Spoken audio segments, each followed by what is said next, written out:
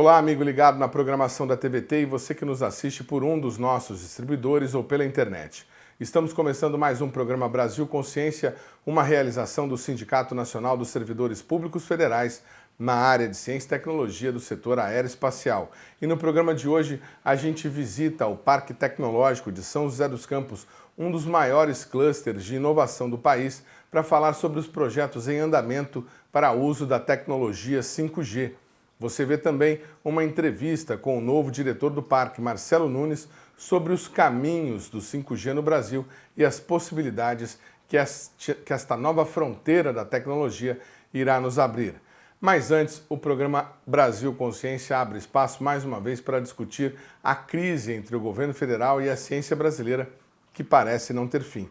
Desta vez, 80 pesquisadores da CAPES, entre coordenadores de área e consultores, pediram desligamento de seus cargos. A debandada coletiva aconteceu por discordância na forma de avaliação dos pedidos de novos cursos. Segundo os pesquisadores, essa avaliação está acontecendo sem que tivesse ocorrido a avaliação quadrienal, aquela que avalia a qualidade dos cursos. E com isso, cursos que não prestam bom serviço podem estar sendo aprovados nesse momento. A SBPC, Sociedade Brasileira para o Progresso da Ciência, fez um debate em defesa da pós-graduação brasileira e das avaliações da CAPES. Veja como foi. Estamos começando uma jornada em defesa da pós-graduação, em defesa da CAPES, e hoje temos vários assuntos a tratar. Uma das questões que mais incomoda a academia brasileira é o fato de que a avaliação quadrienal está suspensa por decisão judicial, não se sabe quando será retomada esta avaliação, e não há progresso da ciência, que é o nome da nossa sociedade, sem haver a avaliação. O Brasil escolheu avaliar a pesquisa nos programas de pós-graduação, e não em grupos de pesquisa que fossem independentes e que não necessariamente formassem mestres e doutores. E temos ainda várias questões a colocar, como o mandato que está perto de se encerrar dos coordenadores de área, poderá se encerrar sem que tenha sido realizada a avaliação quadrienal, o que seria uma lástima, o que leva muitos a perguntar se esses mandatos serão ou não prorrogados. E, finalmente, há algumas crises que têm havido com a demissão de coordenadores de área. Eu fui, a convite do professor Renato, presidente da CAPES por um período curto, 13 meses somente, e eu quero fazer as considerações um pouco mais genéricas. O professor Cury já trouxe um pouco o histórico da importância do marco legal de valorização da pós-graduação, esse marco legal que foi construído ao longo de décadas, a importância que isso teve e tem no salto científico que o Brasil deu nas últimas décadas. Não fosse essa valorização da pós-graduação, nós não teríamos atingido os valores de colaboração para a ciência mundial e para a ciência brasileira que nós chegamos a atingir. Já alguns anos atrás, conseguimos ser o 11º país em publicações científicas de qualidade. Já não estamos nessa posição. Então, vamos dizer assim, criamos um modelo de qualidade da pós-graduação, principalmente pela CAPES, mas também apoiado pelo CNPq, apoiado pelas fundações estaduais de pesquisa, que elevou o Brasil e elevou o papel da ciência na busca de um desenvolvimento sustentável. Então, isso aí, existem inúmeros estudos, eu não preciso nem me referir a eles. A grande preocupação de todos nós olha, eu tenho mais de 40 anos de carreira. Eu nunca vi tão baixa valorização da ciência como agora. Quer dizer, o Brasil está indo na contramão do mundo. O Brasil, nesses 40 anos, ou 50, mais 50 anos da CAPES, já teve muitas crises econômicas, recessões, e nunca o orçamento, proporcionalmente em relação ao orçamento governamental, foi tão baixo. nunca o corte orçamentário chegou nos níveis atuais. E não só isso, que reduz o número de bolsistas, que reduz o apoio às pesquisas em todo o território brasileiro, principalmente nos estados mais pobres, que dependem muito do apoio do governo federal. Mas nós também estamos vivendo, nos últimos anos, e eu nunca vi isso na minha carreira por 4 décadas, um governo federal com negacionismo científico como nós temos hoje. Então, eu vejo relação entre esses cortes orçamentários da CAPES, do CNPq, dos institutos de pesquisa. Eu sou um pesquisador que me dediquei muito à Amazônia, assim como o professor Paulo Artacho também. Nunca o INPA teve um orçamento tão baixo na história do INPA. Quer dizer, então nós estamos vendo um massacre estabelecido, governamental, contra a ciência. Então, eu sei que vocês estão discutindo muito um aspecto de um processo judicial com relação ao sistema de avaliação, mas eu quero olhar num sentido mais amplo, quer dizer, nós estamos vivendo, nesses anos no Brasil, um ataque à ciência que eu nunca vi em 4 décadas. E nós temos realmente que nos unirmos e lutarmos muito contra esse ataque à ciência. É um ataque à ciência que essa parte do orçamento, da redução acentuada no número de bolsas da CAPES, do CNPq, isso é só uma manifestação do fato que tem uma posição política anti-ciência. E nós precisamos lutar imensamente com relação a isso. Eu quero finalizar com o presidente da CAPES fez uma menção à inclusão, só quero mencionar um estudo que a então diretora de Relações Internacionais da CAPES, professora Connie McManus, da UNB, e eu fizemos uma análise do Ciências Sem Fronteiras. E nós vimos que 66% dos alunos de graduação, dos 75 mil alunos de graduação, que atenderam Ciências Sem Fronteiras e foram passar um ano e meio em universidades, as melhores universidades de todo o mundo, 66% eram da classe C, D e E na economia, na sociedade brasileira. Então, o programa Ciências Sem Fronteiras ele trouxe uma perspectiva muito, muito construtiva e não houve cotas, não havia cotas no Ciências Sem Fronteiras. Isso mostrou o grande interesse que as classes menos favorecidas econômica e socialmente no Brasil, como elas viam as oportunidades, por exemplo, de passar um ano numa universidade de topo no exterior, como uma política muito inclusiva, que era a política que nós tínhamos na CAPES, pelo menos nos 13 meses que eu fui presidente, essa era uma política de inclusão muito forte. Muitíssimo obrigado. Eu não vou tentar não ser repetitivo, né?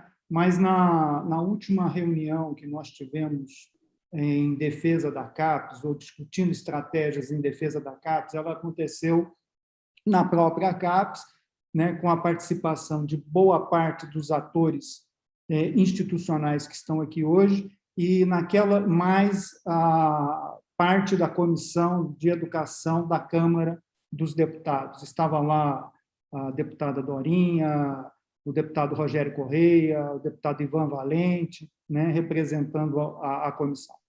E eu, na ocasião, eu disse que, ao longo da minha carreira acadêmica, eu nunca tinha participado de uma reunião na CAPES com aquela pauta, né? Uma pauta envolvendo atores, né, de diversas representatividades e uma própria comissão de educação da Câmara dos Deputados. E eu reiterei que isso significava um momento de uma crise muito profunda, né? Eu acho que a reunião de hoje, promovida pela SBPC e pela ANPG, demonstra exatamente a dimensão da crise, né? O Carlos Nobre ele já sinalizou parte disso, né? O Cury também, né, pontuou alguma coisa do processo de institucionalidade da CAPES. né? E a Flávia, ela aponta 3 aspectos que são importantes, são o financiamento, né, a avaliação e o novo plano, né, nacional de pós-graduação. A Helena, ela situou a questão, talvez, de nós conversarmos com o Ministério Público, né? FOPROP, ANDIFES, SBPC, ABC e por aí vai. Todas essas questões eu já reiterei para a professora Cláudia, né, uma série de vezes, né? Talvez a professora Cláudia tenha se reunido muito com o Diretório Nacional do Fórum Nacional de Pró-Reitores de Pesquisa e Pós-Graduação. Aliás, uma das primeiras reuniões que a professora Cláudia colocou, né, quando assumiu, foi exatamente conosco. E nós reiteramos isso aí. Tá? Eu fico muito preocupado, né, nesse momento de crise da ciência brasileira, como indicou o professor Carlos Nobre, né, mas, para além da crise da ciência, eu acho que nós temos uma crise de desencanto com o próprio sistema, né? Um desencanto por uma certa letargia que o sistema vem ganhando nos últimos tempos, né? Eu acho que nós temos que ter uma reação forte no sentido, né, de recuperar a confiança dos jovens, né? A Flávia, ela disse evasão. O problema, Flávia, não está tendo só evasão, não está tendo inscrição. Não está tendo procura pela pós-graduação, né? Não é que os nossos alunos estão iniciando a pós e abandonando, isso também, mas, às vezes, nós temos que repensar como que o jovem recebe a nossa mensagem, né? O que quer fazer mestrado e o que quer fazer doutorado, no sentido que nós estamos debatendo uma avaliação que está paralisada, né? Cortes profundos no orçamento, né? Sem perspectivas que haja, né, aumento no valor das bolsas. E eu fico mais preocupado ainda se a gente não resolveu essas questões, e eu subscrevo todas aquelas que vocês colocaram, né, abrir um novo processo de criação de curso. Eu acho que a criação de um edital de novos APCNs, talvez esse é o ponto, né, que eu trago de novidade em todas as falas aí, né, eu acho que ela tem que ser discutido com a comunidade se é o momento devido de abertura de novos APCNs. Eu não vejo, né, vamos dizer assim, com boas perspectivas, a abertura desses editais agora, né? Eu acho que, primeiro, né, como bom mineiro, assim como o Cury, né, primeiro nós arrumamos a casa, né, acertamos todas essas questões, aquilo que for possível acertar, né, e no momento que tiver um mínimo de estabilidade, aí sim, nós sentamos e discutimos a abertura de novos editais. Eu acho uma temeridade, né, diante de tudo que foi dito aqui hoje, nós caminharmos para essa direção, né? E, principalmente, né, num processo de avaliação que a gente nem sabe se vai ser concluído, nós estamos nos esforçando para que isso aconteça, né? E nem se as comissões vão ficar, né? Nós estamos aí, já 2 áreas apresentaram a renúncia, né, das suas coordenações, e isso preocupa porque a avaliação ela está paralisada, ela não foi extinta. Agora, nós temos que nos esforçar para retomar esse processo avaliativo no sentido de ter uma organização mais institucional, sabe? Eu acho que, nos últimos anos, Renato, nós estamos pagando incêndio e discutindo pouco o futuro, né? Eu acho que está o momento de todos nós deixarmos de ser bombeiros e ser propositores do futuro não apenas do país, mas de meninas como a Flávia, que está aí prestes, né, a concluir a sua pós-graduação. Então, essa é a situação da ciência brasileira que a gente tem que trazer aqui no Brasil Consciência para vocês saberem. Vamos agora ver a entrevista com o novo diretor do Parque Tecnológico de São José dos Campos, Marcelo Nunes. Acompanhe. Bom, acho que a primeira pergunta que a gente gostaria de fazer com relação à tecnologia 5G é: por que é tão importante, tão significativo avançar nos Gs, de 2G para 3G, 4G e 5G? E aproveitando a mesma pergunta, muitas pessoas ficam em dúvida porque algumas operadoras já oferecem um sinal que chega nos aparelhos, nos celulares, dentro de casa, como se fosse um 5G. Esse 5G é um 5G de mentira? Agora que nós vamos ter um 5G, doutor? Tá legal. Bom, desde que nós começamos o processo do 2G, 3G até o 4G, a única coisa que nós sentimos assim como diferença de usuário comum, usuário final, era justamente o tempo de resposta, a velocidade de banda. Quando você vai baixar um filme, ou quando você vai fazer um jogo de computador, ou vai acessar algum site, né, ele demorava menos tempo para carregar aquilo que você estava querendo acessar. A grande diferença agora do 4G para o 5G é completamente diferente, né? Não mudou só o G, mudou a velocidade, a disponibilidade desse sinal, que vai ser com uma garantia muito maior, e principalmente a forma de uso, né? Saiu da questão do uso para o usuário final, que ou seja, os usuários de celular. A gente está falando de 5G para dispositivos IoT, que a gente chama, né, de internet das coisas.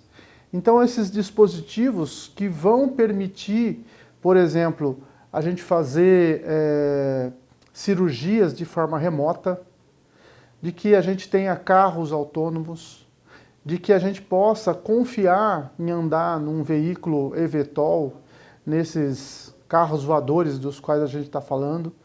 Por quê? Porque eu tenho a segurança de que a comunicação não vai falhar e de que a comunicação vai ser muito, muito rápida.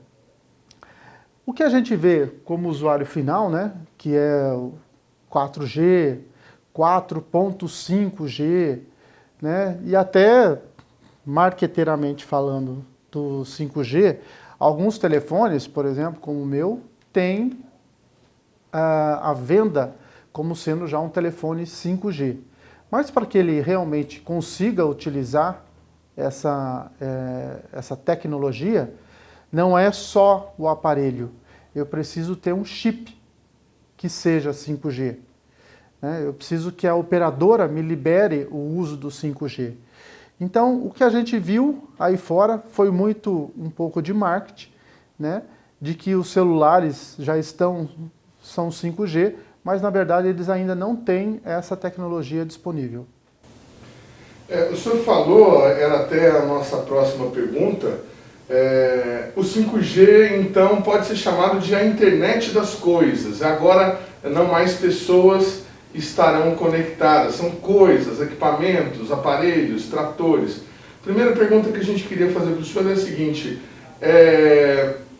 a máquina a vapor, de certa maneira, foi considerada aí uma motriz para a Revolução Industrial. Nós estamos vivendo uma quarta, uma quinta, uma sétima Revolução Industrial? O que seria isso? Sim, na minha concepção, a gente está vivendo uma nova revolução tecnológica e que vai incluir a parte industrial, né? Porque essa tecnologia, como vocês devem ter acompanhado no leilão, foram diversas bandas que foram leiloadas, né? A 3.5, 3.6 GHz, que é esse uso comum, né? Outras bandas de 700 MHz, de 26 GHz, que já são para ambientes mais fechados, por exemplo, um shopping center, uma indústria ou uma área rural, para que você tenha acesso irrestrito a essa comunicação. Então, sim, a gente vai viver uma nova revolução industrial, né, com a operação desse 5G. Um exemplo muito do seu dia a dia, por exemplo. O seu computador hoje, esse computador que você usa para fazer diversas coisas, acessar jogos, acessar o seu trabalho, acessar pastas, arquivos e tudo mais, ele tem um HD, ele tem um dispositivo HD dentro dele, que é onde se armazena as informações, né? Foi tentado lá atrás o uso de notebooks com o uso de 3G, 4G, que não foi para frente, porque a velocidade e a latência era muito baixa. Com certeza nós teremos diversos dispositivos agora sem HD, né? Vai ser um notebook apenas com a comunicação via 5G. Então você vai conseguir acessar tudo de uma forma muito mais rápida, com garantia de velocidade e disponibilidade constante, sem necessidade de ter um HD. E você vai ser um usuário de uma plataforma. Por exemplo, quando você aciona uma tecnologia, eu estou conectado a uma tecnologia 5G aqui dentro do Parque Tecnológico, e eu estou conectado ao servidor do Parque Tecnológico através da tecnologia 5G, quando eu levar esse computador lá para minha casa, eu não vou precisar acessar uma outra banda através de uma rede virtual ou coisa parecida. Eu, na minha casa, vou trabalhar exatamente, vou abrir o computador como se eu estivesse acessando o servidor aqui do Parque Tecnológico. Então, é uma diferença muito grande, né, que a indústria vai sentir, que a logística vai sentir, a quantidade de dispositivos vai ser extremamente maior. Para se ter uma ideia, normalmente uma antena 5G, ela vai cobrir aproximadamente de 700 a 800 metros de distância, né? O que hoje uma torre de celular 4G pode cobrir 5, 10 quilômetros de distância. Então imagina a quantidade de antenas que vão ser instaladas por todo o país, a quantidade de investimento que vai acontecer no país. Então isso é uma grande diferença e a gente vai perceber isso nos próximos 10 anos, que é normalmente o que todo mundo está se comprometendo a entregar nesse leilão. Até 2030, 100% de todas as tecnologias já instaladas. Esse prazo é suficiente para atender às crescentes demandas da indústria e dos consumidores? Por exemplo, o senhor mencionou na primeira pergunta a questão dos carros autônomos, os e-Volts, que já tem a Embraer, aí está com lista de espera para pedidos. Esse prazo de 10 anos, ele é factível, ele é razoável? O senhor acredita que ele possa ser cumprido e que ele atenda o que a indústria precisa nesse momento? É desafiador, não diria que é factível, né? Vai ter uma necessidade de investimento alto e quem aceitou esse desafio tem multas extraordinárias por não cumprir esses prazos. Então, esse leilão não foi um leilão arrecadatório, tá certo? O que eles estavam esperando não é um ágio de 200, 300, 400% na arrecadação. É um ágio de 200, 300, 400% de investimento. Então, as empresas que levaram esses pacotes do leilão, vocês estão vendo aí que pagaram ágio de 200, 300, 400, 600%, né? Significa que essas empresas vão investir muito além do que o governo estava esperando. Eles vão investir muito na implementação dessa tecnologia. Então, por isso, imagino sim que é factível da gente ter tudo isso implantado até 2030. É importante, interessante o ponto que o senhor citou, a questão da arrecadação. Muita gente se decepcionou com o valor que ficou para o governo, dos 50, acho que ficou 3 milhões, se eu não estou enganado. E aí, quer dizer, você tem um investimento alto das empresas para disponibilizar a tecnologia, mas ao mesmo tempo elas serão as maiores beneficiadas quando essa tecnologia estiver a pleno funcionamento. Em que medida isso é melhor para a empresa do que para o país? Ou é melhor para o país do que para a empresa? Eu entendo que primeiro, melhor para nós, os usuários, né? É melhor para a indústria e prestadores de serviço como um todo, porque a gente vai ter acesso a essa tecnologia. Ao governo, porque ele deixou de ter a obrigação de fazer o investimento para que essa tecnologia esteja disponível. E para as empresas, principalmente as empresas que ganharam esse leilão, porque eles vão estar com uma malha toda preparada para as tecnologias que vão surgir, porque nós não sabemos o que é que vai acontecer.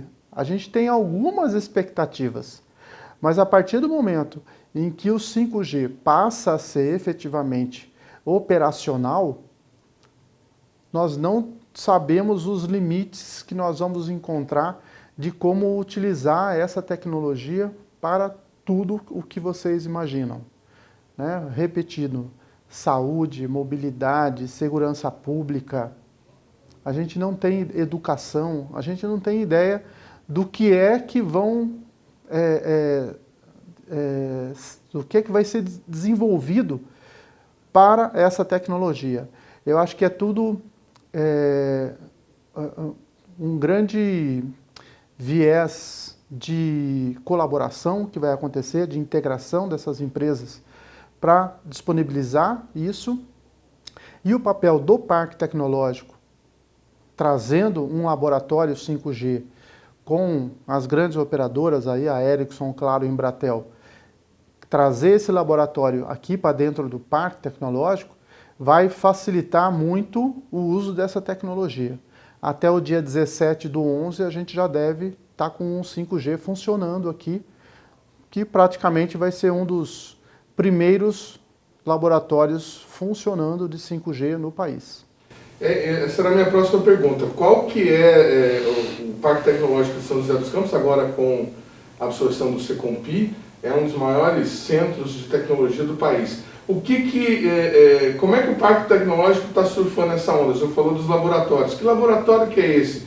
Como é que isso vai funcionar? E além do sinal estar sendo disponibilizado aqui, vai ter algum tipo de desenvolvimento de antena, algum negócio vai ser formado a partir desse leilão aqui no parque?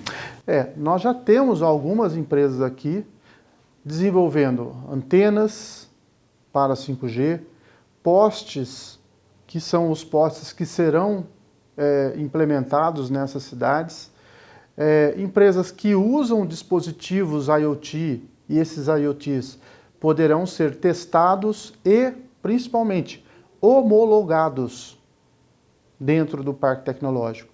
Ou seja, esses dispositivos vão poder ir para o mercado já homologados através desse laboratório com essas 3 grandes empresas que vão estar aqui.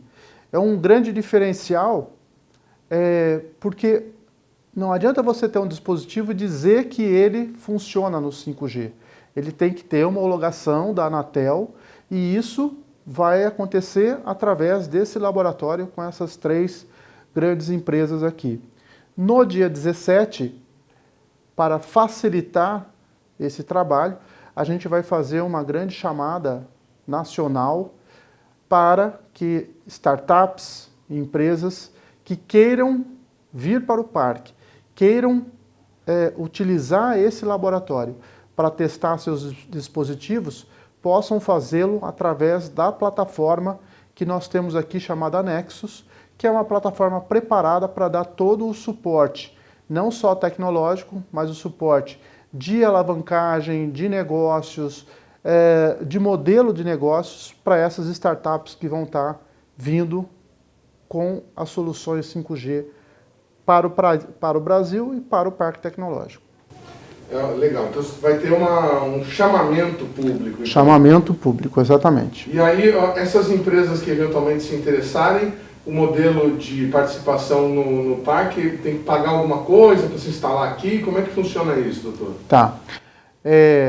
Sim, né, para que elas possam se instalar aqui, sim, existe um custo para esse espaço físico, né? Se for uma startup que basicamente vai usar um espaço de cowork, né, aqui dentro do parque, o custo é aproximadamente R$150, R$170, né? Uma empresa que queira um espaço físico e é uma startup, quer vir para o parque utilizar esse espaço, o custo de aproximadamente R$17, R$18 o metro quadrado, e assim por diante.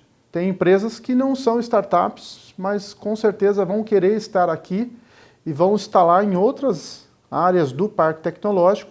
É tudo um processo, é um chamamento público, como a gente acabou de dizer, vai ser um edital, e aí as empresas e nós vamos entender qual é a melhor modalidade dessa empresa participar estando aqui ou mesmo não estando. De repente ela só quer fazer, testar a sua tecnologia em cima da plataforma 5G.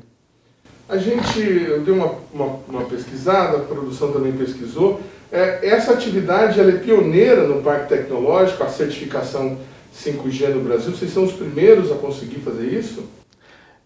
Praticamente sim, tá? Eu não conheço nenhuma outra unidade que faça essa homologação de soluções 5G. Nós já temos uma metodologia junto à ABDI, que é uma metodologia de avaliação de maturidade de soluções para cidades inteligentes, ok? Então, possivelmente, essa estrutura de avaliação já vai ajudar com que essa solução também fique preparada para ser utilizada dentro das Smart Cities, né, se, no caso, a tecnologia for voltada a esse segmento. Uma pergunta um tanto quanto filosófica para o senhor. O advento do 5G promete uma automação nunca vista antes na história da humanidade. Isso pode ser o divisor de águas para uma grande exclusão de pessoas que não tenham qualificação ou que não estejam preparadas para ser absorvidas pelo novo mercado de trabalho? Olha, eu não vejo uma mudança maior na questão do mercado de trabalho. Eu não vejo uma mudança maior do que a gente já está enfrentando agora, onde a demanda por mão de obra especializada, principalmente em tecnologia da informação, está sendo extrema, né? Mas a mão de obra de operação, de manufatura dentro da indústria, continuou a mesma, porque muitas indústrias não estão automatizando os seus processos, né? Porque isso tem um custo muito alto para acontecer. Mas, sem dúvida nenhuma, é um sinal aí importante para a gente acompanhar, porque os dispositivos também vão ter a tendência de ter um custo menor. Então a gente deve ter uma frente aí de automação industrial mais avançada nesses próximos anos. Então o senhor acha que pode gerar um desemprego?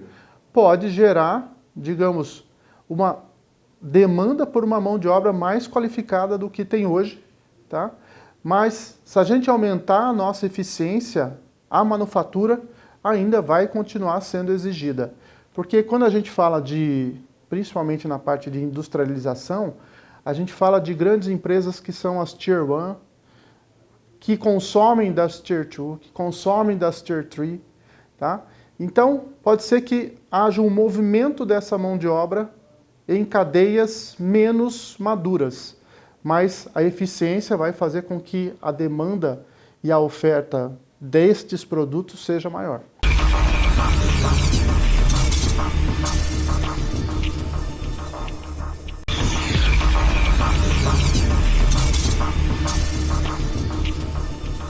Segundo bloco, Programa Brasil Consciência de volta, e a gente continua falando da implantação da tecnologia 5G no Brasil, os avanços e os desafios para que isso aconteça. Nós vamos conversar agora com o Diogo Branquinho Ramos, que é da empresa Texus Tecnologia de São José dos Campos, instalada no Parque Tecnológico de São José dos Campos, e que, entre outras atividades, desenvolve tecnologia, equipamentos para o uso do 5G. Muito obrigado por você ter nos atendido, Diogo. O Diogo está, inclusive, com máscara, porque está lá no local de trabalho. Diogo, explica para a gente, inicialmente, o que é a Texus, que empresa é essa, há quanto tempo vocês estão trabalhando e no que vocês se dedicam. Boa tarde. Boa tarde. A Texus é uma startup que está instalada aqui no Parque Tecnológico de São José dos Campos e a gente trabalha hoje com medidores inteligentes. Então, a gente desenvolve tecnologias hoje que são conectadas aos medidores de água, energia e gás, que transmitem as medidas de hora em hora de forma automática diretamente para a internet. Então, quer dizer que vocês fazem medição remota do consumo residencial dessas prestadoras de serviço de concessionárias. Exatamente, né? A ideia é que tanto a concessionária quanto os clientes possam ter as medidas, né, de forma automática, né, e até com certo adiantamento, né, para que você possa tomar algumas decisões, né? Então, você vai conseguir saber se você está gastando muita água, muita energia, identificar um possível vazamento, né, antes da conta chegar com aquele valor absurdo, né? Então, a ideia é que a gente tenha sustentabilidade no consumo desses insumos. E há quanto tempo vocês estão desenvolvendo esses equipamentos?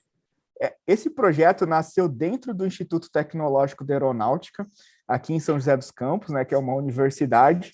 Nasceu em 2006. Em 2013, a empresa foi incubada aqui no Nexus, né, na incubadora do Parque Tecnológico. Então, desde 2013, a gente vem trabalhando nessas tecnologias.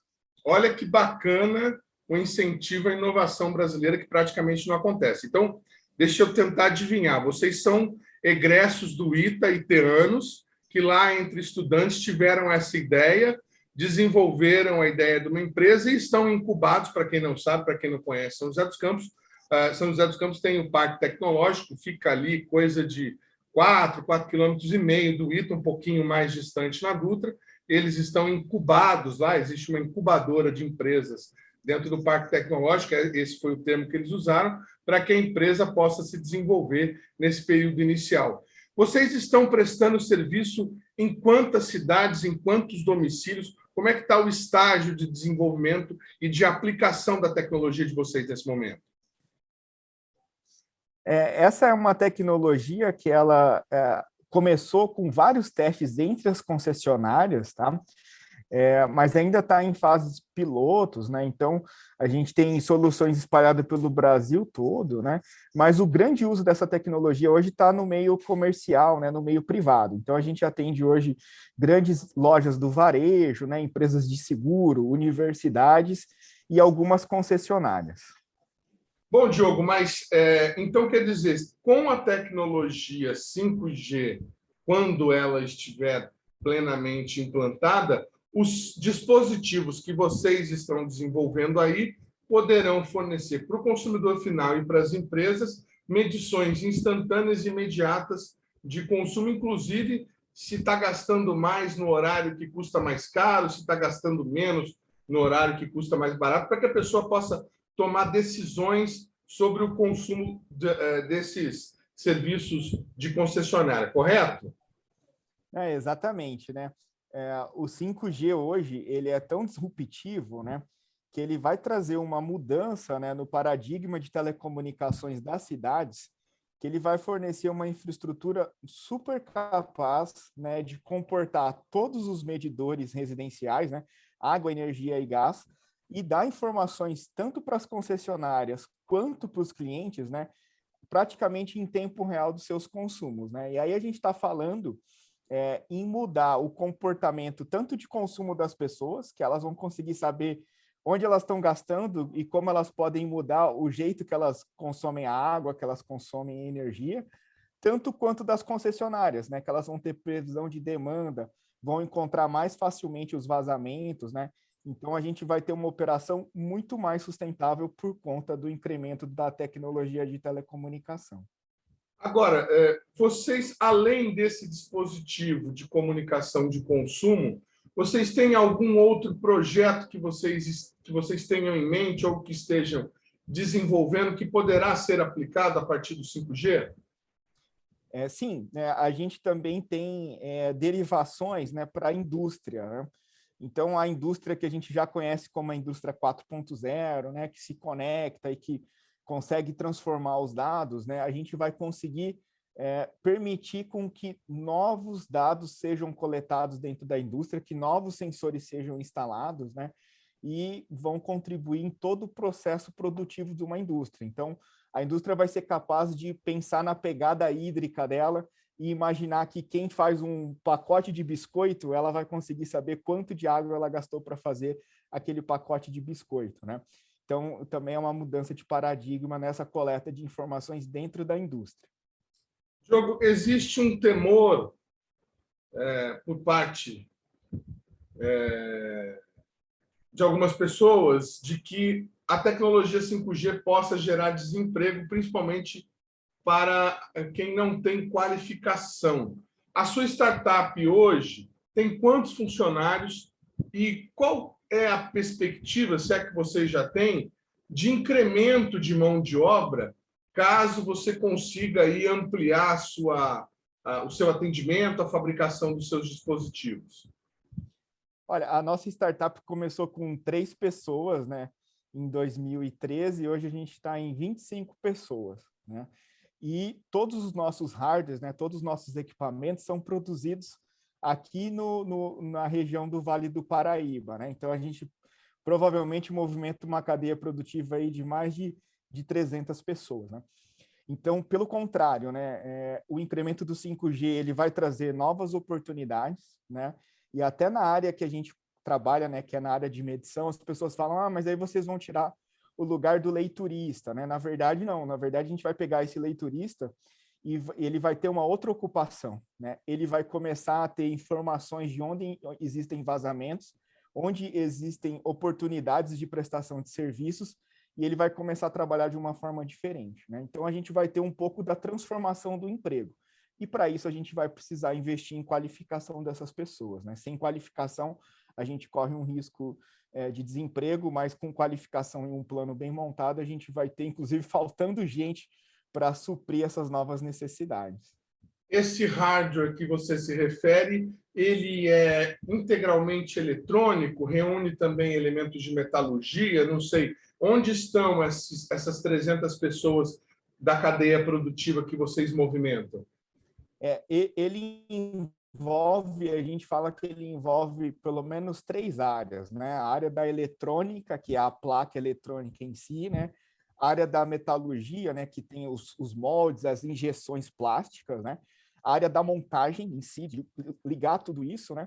E a área das pessoas que constroem o software, né? Que vai construir o site e os aplicativos de celulares para que os clientes possam acompanhar o consumo. Fora a cadeia produtiva de infraestrutura de 5G, né? Que as pessoas vão precisar instalar antenas, né? Vão precisar instalar torres de comunicação. Então, é uma cadeia bem grande. Bacana. Imagino, então, que vocês estão aí esfregando as mãos, esperando que a tecnologia 5G chegue o mais rápido possível. Esse cronograma que foi estabelecido aí, 10 anos, em torno disso, para que a maioria das cidades esteja com a tecnologia implantada, é considerado suficiente por vocês? Sim, ele é factível, né?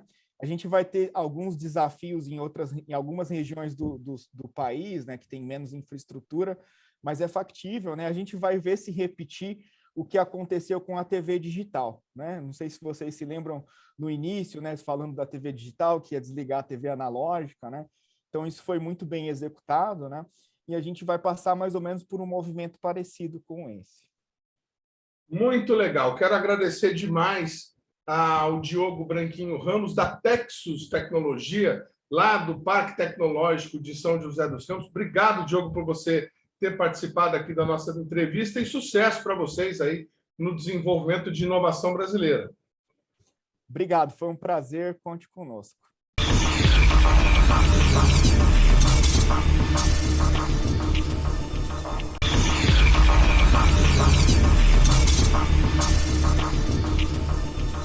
Terceiro bloco, o programa Brasil Consciência de volta, e a gente continua falando sobre as inovações tecnológicas e os desafios que a tecnologia 5G deve trazer ao nosso país. Nós estamos mostrando 2 exemplos nesse programa que nós encontramos aqui mesmo em São José dos Campos, no Parque Tecnológico. Falamos no bloco anterior sobre a Texus e agora, nesse momento, nós vamos falar sobre a Altasa, Soluções Inteligentes para controle de qualidade industrial. Estamos aqui com a Bianca Leal, que virtualmente conosco, obviamente, que vai falar um pouco sobre a empresa que é especializada em soluções de pintura e equipamentos que fazem a medição da qualidade industrial de forma remota e autônoma. Muito boa tarde, Bianca. Obrigado por você ter aceitado o nosso convite. Conta um pouco da história da Altasa, desde quando que vocês estão trabalhando e o que vocês andam fazendo por aí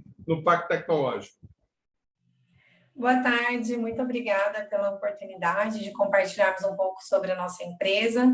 A Altasa está há 5 anos no mercado, nós somos uma startup que nasceu aqui no Parque Tecnológico, dentro desse ecossistema de inovação. Nós partimos aí de um desenvolvimento dos 3 sócios no ITA, em parceria com um dos nossos grandes clientes, desenvolvendo uma tecnologia para inspeção de qualidade, inspeção de superfícies e fazendo a análise, localizando os defeitos aí dessas superfícies, gerando relatórios inteligentes para os nossos clientes. Hoje nós atuamos não só com o segmento automobilístico, como aeronáutico, indústria de alimentos, de vidros e outros segmentos aí da indústria. Mas estamos aí revolucionando a área de inspeção de qualidade. Muito bem. Então, só para deixar bem claro, vocês também são ex-alunos do ITA, que saíram do ITA e desenvolveram uma empresa de inovação aí pertinho do Parque Tecnológico em São José. Isso, exatamente. Muito bacana. Bom, você está falando que essa startup está revolucionando a questão da inspeção de qualidade. Como é que é essa revolução? O que vocês estão fazendo de tão diferente? Bom, dentro do processo de inspeção de qualidade nas indústrias, ainda existe muita subjetividade nesse processo, que é analisado por pessoas, porém, ao longo do dia, dos turnos, o cansaço, né, desses profissionais, localizando ali defeitos dentro da área de qualidade, isso gera uma subjetividade no processo. Então, nós criamos uma metodologia onde câmeras e sistemas, através de visão computacional e inteligência artificial, são treinados para localizar esses defeitos nas superfícies de peças, em produtos que são fabricados, de acordo com o padrão de qualidade de cada cliente. E aí, gerando, então, um relatório mostrando onde estão os defeitos, e aí o operador ele não precisa mais localizar defeitos, ele já vai diretamente naquele localizador e faz o reparo, faz o plano de ação que é necessário dentro da área de qualidade. Então, é gerar objetividade através de um padrão matemático, através de uma tecnologia que é treinada, para poder otimizar os processos dentro da indústria, dentro da área de qualidade. Estamos mostrando aqui, Bianca, nesse momento, a capa do site de vocês, ali uns robôs fazendo uma espécie de uma leitura de uma carroceria de um veículo. Esse processo de análise de qualidade seria especificamente para pintura ou qualquer tipo de superfície de produto industrial? Sim, esse produto que está aí no nosso site é o Altasa Paint, ele é específico para inspeção de pintura. Então, ele vai fazer localização de defeitos de pintura, oriundos do processo. Então, o famoso casca de laranja, riscos, bolhas, sujeiras, todos esses defeitos, numa escala muito pequena aí, nós conseguimos detectar fazendo a varredura, né, a trajetória do nosso sistema, que é esse hardware, esse cabeçote que está aí na ponta do robô, e ele vai capturando imagens e vai processando essas imagens, gerando, então, depois um relatório na linha de produção, identificando aonde estão os defeitos, para que a área de reparos possa fazer o reparo se for necessário. Acho que desculpa, eu não consegui me fazer entender. Esse equipamento é para pintura, mas vocês atuam só com pintura ou também esse sistema poderia ser adaptado, poderia ser usado em outro tipo de produção? Sim, esse equipamento ele é específico para inspeção de pintura, mas a Altasa trabalha com outros produtos que são ligados à visão computacional e inteligência artificial, mas para cada cliente nós desenvolvemos uma tecnologia que esteja mais adequada. Então, nós temos inspeção de vidros, que é uma outra metodologia, mas que também localiza defeitos. Nós temos a inspeção de produtos até que não são pintados, né? Peças cruas, chapas cruas, que é através de um scanner 3D. Então, para cada tecnologia, nós aplicamos uma metodologia diferente. Para cada área, né, de aplicação, nós analisamos e fazemos aí a metodologia mais adequada.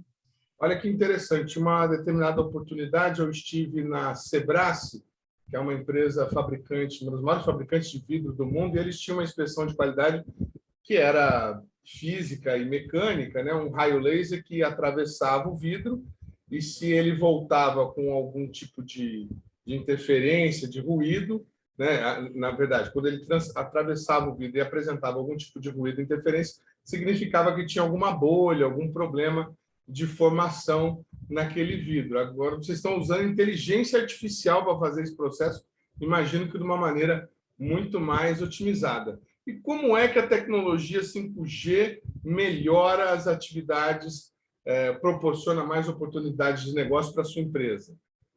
Sim, perfeito.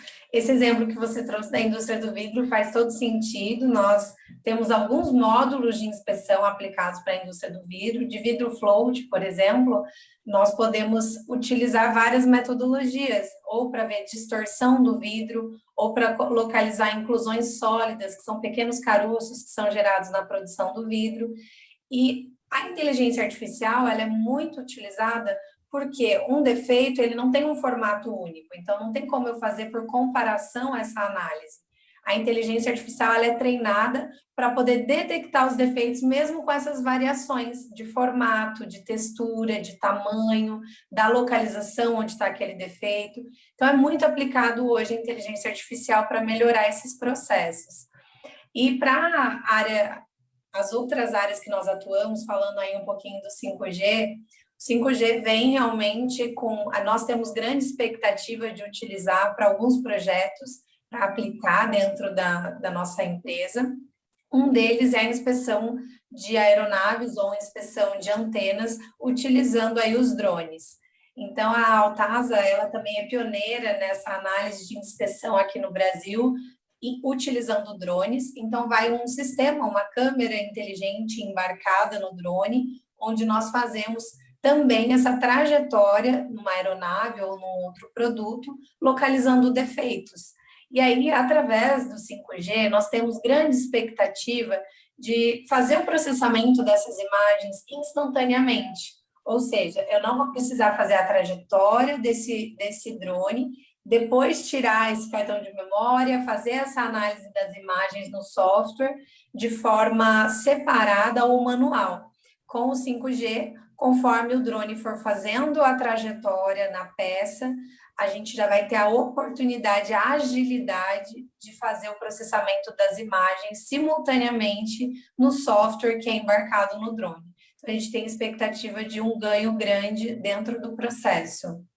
Que bacana, tudo online, possivelmente uma outra empresa já vai desenvolver um outro robô que depois que vocês identificarem o problema, o outro robô já vai lá e conserta e fica tudo certo. Você falou que vocês estão há 5 anos no mercado, vocês estão prestando serviço para algumas grandes empresas, como a Embraer. Onde mais a Altasa já chegou?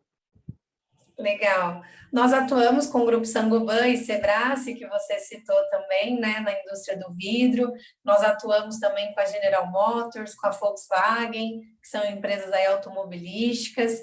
Atuamos no segmento também de alimentos, com a Nestlé. Então, temos aí uma carteira de clientes onde temos levado aí essa renovação e essa inovação nos processos de melhoria. E a pergunta que eu fiz, na verdade, é porque a informação que eu tenho é que vocês estão atuando, inclusive, nos Estados Unidos, já exportando tecnologia brasileira para o país que é detentor aí das maiores inovações na área de tecnologia industrial. Sim, desde 2019 nós estamos também nos Estados Unidos, onde nós estamos em Ann Arbor, perto ali de Detroit, que tem um centro automobilístico grande, né? Então, com esse foco de atendermos indústrias também nos Estados Unidos, mas também de forma global. Hoje a Altasa atende clientes na Ásia, na Europa também, com o intuito de levarmos os nossos softwares, as nossas soluções tecnológicas para dentro dos processos também de qualidade de forma global. Muito bacana. Bom, mas nós estamos falando de automação em multiníveis, né, em várias funções. Você, como empresária, deve querer muito que a tecnologia que vocês desenvolvam esteja cada vez mais presente. Agora, uma pergunta que talvez seja um pouco contraditória aí para as pretensões da sua empresa. A sua tecnologia vai gerar algum tipo de desemprego? Eu acredito que não. Nós falamos muito sobre utilizar as pessoas para atividades realmente estratégicas dentro das companhias. Então, os especialistas precisam estar nas tomadas de decisões e não localizando defeitos ou fazendo trabalhos talvez repetitivos. Então, eu diria que esses profissionais serão muito melhor aproveitados para, após o nosso sistema identificar um defeito, uma má qualidade na peça, para que eles possam tomar a decisão de fazer aquele reparo ou não, ou uma outra decisão, ou até mesmo descobrir a causa raiz de onde está gerando aqueles problemas, aqueles defeitos, e aí o processo vai ter mais agilidade e também estrategicamente as pessoas estarão posicionadas em posições e trabalhos realmente que estarão ali nas tomadas de decisões. Então, eu vejo com bons olhos aí unir a tecnologia, né, para fazer esses processos repetitivos e também a inteligência do homem, né, a experiência de um profissional que já está há muitos anos aí no mercado para as tomadas de decisões e melhorias contínuas mesmo nos processos. Bom, agora o outro lado da moeda. Vocês estão lá no mercado há 5 anos, estão atendendo diversas empresas de players de tecnologia, como a Embraer, como a Sebrae, como a General Motors, e estão, inclusive, nos Estados Unidos. Quantas pessoas hoje trabalham na Altasa diretamente e quantas pessoas, talvez, vocês empreguem aí numa cadeia indireta? Você tem essa relação de cabeça, Bianca? Hoje nós temos 33 colaboradores, né, que fazem aí essa roda girar dentro da Altasa, tanto na parte de software, desenvolvendo software, quanto na parte de hardware, desenvolvendo produtos e tecnologia de ponta, e profissionais também aí na área de vendas, administrativa. Nós temos já parceiros, temos também fornecedores que nos apoiam, que estão sempre ligados ao desenvolvimento e às entregas que a Altasa se propõe aos seus clientes. Então, eu diria aí que a gente atinge aí, consequentemente, indiretamente, mais de 100 profissionais, né, que estão nessas empresas, nesses fornecedores, e diretamente nós estamos aí com essa equipe e que tem crescido. Nós crescemos bastante aí nesse último ano de 2021 e temos aberto aí novas oportunidades para novos talentos virem para o time Altasa. Esse perfil de novos talentos de vocês, o que seriam pessoas essencialmente ligadas à área de tecnologia, TI, engenheiros de programação, de software? Qual que é o perfil do profissional Altasa do futuro? Perfeito. Nós temos, assim, um perfil de profissionais multidisciplinares, né, onde nós falamos aí que conseguem fazer esse job rotation, participar de posições diferentes, áreas diferentes dentro da nossa empresa, mas normalmente ligada a software e ligada à área de produto, nós buscamos profissionais da área de computação, profissionais da área de TI, engenheiros, tanto de automação, engenheiros de programação, elétrico, mas temos também, por exemplo, engenharia biomédica, que conseguem contribuir muito na parte de visão. Então, o profissional que tem esse interesse de inovação, esse interesse em tecnologia e que busca, né, esse aprendizado contínuo, ele com certeza pode ser um potencial talento aqui para trabalhar dentro da Altasa. Muito bacana. Quero agradecer demais a Bianca Leal, da Altasa, que faz esse trabalho fantástico de inovação no Parque Tecnológico de São José dos Campos. Mostramos, então, 2 exemplos daquilo que a tecnologia 5G tem a crescer no Brasil. O programa Brasil Consciência de hoje vai ficando por aqui. Nós estamos também no YouTube com todo o material que nós já produzimos, e você que quiser conferir os demais programas já feitos pela rádio do SINDCT deve acessar aí a nossa página no Facebook. Dúvidas, críticas, reclamações e sugestões, nosso e-mail está sempre disponível a lhe atender. Até a semana que vem com mais um programa inédito. Tchau!